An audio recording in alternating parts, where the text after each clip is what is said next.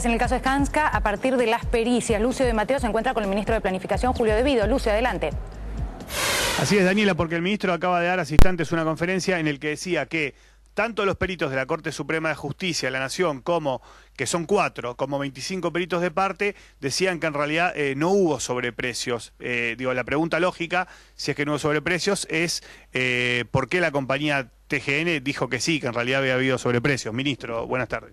Buenas tardes. En realidad la compañía tenía un precio de referencia que era, luego de realizar las pericias, que era inferior al valor de mercado. Las propias pericias reconocen que la cantidad de empresas que concursaron y que dijeron que el precio era otro en el concurso de precios daba otro número, y que ese número representaba el valor de mercado en función de estudios profundos que hicieron en 2 años y medio en estas pericias ordenadas con muy buen criterio por el doctor Ollarvide, y que hoy, de alguna manera, para nosotros arriban a feliz término. Digo a feliz término, ¿por qué? Porque, como decía en la conferencia de prensa, durante todos estos años, estos casi 5 años, fuimos duramente escarneados por el macro multimedio Clarín, Perfil y La Nación, 14 tapas de La Nación, 11 tapas del Clarín, 88 tapas de La Nación, 84 del Clarín, notas específicas, 119 de Perfil. Realmente fue un acoso absurdo al que fuimos sometidos, de un proceso licitatorio del que ni siquiera éramos responsables. Usted sabe que hubo un caso, una AFER de lavado de facturas que descubrió la propia DGI, que es un organismo del propio gobierno central, en donde había 50 empresas involucradas. Una era Skanska, y decían que por la factura, 1,5 millones de pesos que habían lavado en facturas, como se denominan vulgarmente, truchas, con eso se habían pagado sobreprecios que de alguna manera habían concurrido en comisiones a los empleados de este ministerio. La ausencia de sobrecostos descarta de plano esta situación. Yo entiendo que en el corto plazo el doctor Ollarvide se expedirá al respecto, pero no debemos olvidar que esta causa fue armada sobre declaraciones que ni siquiera son las declaraciones de Adrián López, que fue en su momento la persona detenida del grupo Infinity Calibán, en donde él en su declaración ante el juez dijo, el juez le pregunta, ¿usted cree que puede haber habido sobreprecio y que esos sobreprecios hubieran concurrido al pago de comisiones? Dijo, y tal vez porque el Ministerio de Planificación maneja importantes partidas presupuestarias. Una cosa absurda. Sobre ese absurdo, el actual ministro de Educación de la Ciudad Autónoma de Buenos Aires, Esteban Bullrich, y el actual candidato y diputado de la coalición cívica, Adrián Pérez, presentaron una denuncia ante el juez Montenegro, que escaló el proceso involucrando a funcionarios de este ministerio. Actualmente el doctor Montenegro es ministro de Seguridad y Justicia de la Ciudad de Buenos Aires, o sea, son colegas del denunciante.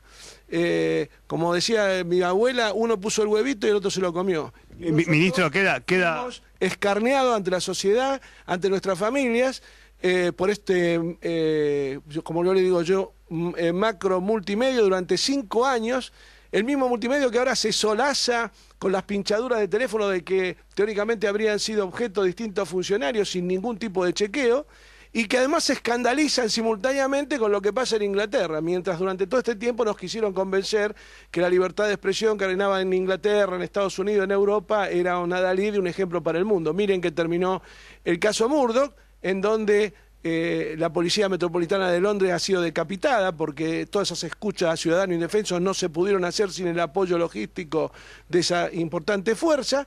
Bueno, como decía en la conferencia de prensa, cualquier parecido con la realidad argentina no es pura coincidencia, es coincidencia. Ministro, le quería preguntar si queda algún funcionario público procesado o imputado en la causa Skanska. Sí, están procesados actualmente el secretario Cameron y el expresidente de la Energás Barata, Fulvio Madaro.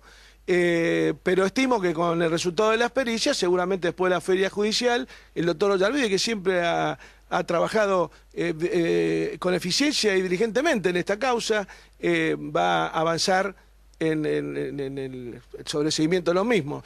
Nosotros rara vez intervenimos en los procesos judiciales, ni damos jamás opiniones, pero creo que esto fue tan burdo, tan grosero, que amerita una rápida definición. A ver, sí, usted dice que según los peritos no hay sobreprecios y además, bueno, habla de el escarnio público, esas son sus palabras. Sobre la base de esta pericia judicial que dice que no hay sobreprecio, ¿el Ministerio de Planificación Federal o usted mismo como persona van a hacer alguna presentación judicial? Por supuesto, vamos a hacer todas aquellas presentaciones que concurran en nuestra vindicta pública, porque realmente hemos sido escarneados y descalificados ante la sociedad, ante nuestras familias, por suerte de corporación mediática con apoyo logístico, en este caso por parte de actuales funcionarios de la ciudad, y creo que absolutamente de forma injusta, y además de entrada ya se sabía que este proceso había sido administrada por TGN, que era la transportista, y bajo ningún aspecto el Energan y la Secretaría de Energía tenían absolutamente nada que ver en la formación del precio de este concurso. Más allá de esto, el peritaje ha demostrado que no ha existido sobreprecio, que los precios eran los de mercado, que eran los justos, y que el valor de referencia que en su momento utilizó TGN para decir que esos valores eran altos, ha quedado absolutamente descalificado por la pericia. Ministro, tengo un tema más actual y que preocupó a mucha gente. Durante los últimos 15 días hubo un faltante de nafta en surtidores del interior del país y también de Capital Federal. La pregunta, ¿a qué se debe esa situación y si va a continuar, si es esperable que la situación vuelva a producirse? Mire, es el mismo faltante que hubo en las vacaciones de invierno del año pasado, en el comienzo de las vacaciones de invierno de verano y ahora en la de invierno de este año. Son campañas mediáticas que llevan a que la gente concurra masivamente a cargar combustible. Entonces tenemos que la gran parte de la reserva de combustible de la Argentina está en los tanques de los autos y de los camiones.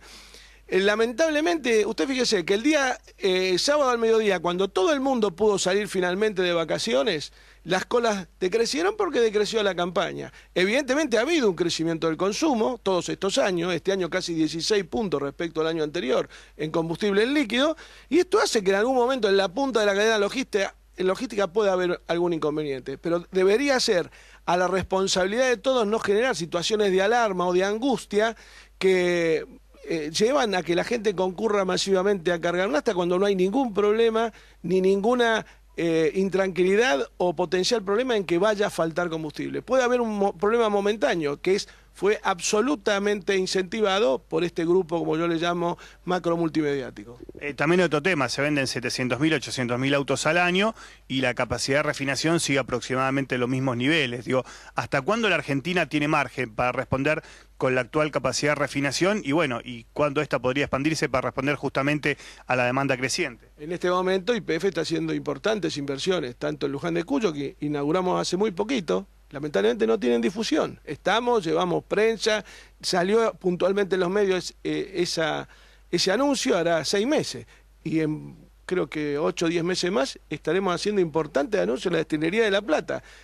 El inicio de obra de la destilería de La Plata, que creo marcaba casi un 30 y pico % en el incremento de los volúmenes de nafta que produce YPF solamente, estuvo la presidenta, hubo un acto, pero lamentablemente muchas veces falta la difusión suficiente, o yo diría buena fe, en la difusión de estas cosas, y menor mala fe en la difusión de potenciales problemas que lo único que hacen es perjudicar al público. ¿Qué resultado electoral ve usted como probable para las elecciones de la Ciudad de Buenos Aires que se van a desarrollar en 2 semanas y para las nacionales las primarias de agosto y las nacionales de octubre? Mire, yo no soy un comentarista. Lo que le puedo decir que de mi parte voy a poner toda mi fuerza y toda mi voluntad para que ganemos en la Ciudad de Buenos Aires, y creo que estamos todos quienes militamos en este movimiento nacional y popular trabajando en ese sentido. Las elecciones se ganan y se pierden, no hay que dramatizarlo. Lo importante es que el movimiento nacional y popular que encabeza la presidenta tiene toda la fuerza, toda la energía, y por supuesto la presidenta lidera todas las encuestas a nivel nacional para ser consagrada futura presidenta de los argentinos el 23 de octubre y ratificada fuertemente por toda la ciudadanía, y es muy importante que la ciudadanía la apoye el 14 de agosto. Después del 10 de diciembre, ¿se imagina siendo otra vez ministro de Planificación Federal o se imagina en otro cargo? Mire, yo soy un soldado de este modelo y voy a estar donde la presidenta disponga que esté. Creo que Yo he estado ya muchísimos años y he podido hacer muchas cosas, muchas obras, con el presidente Kirchner primero, ahora con Cristina.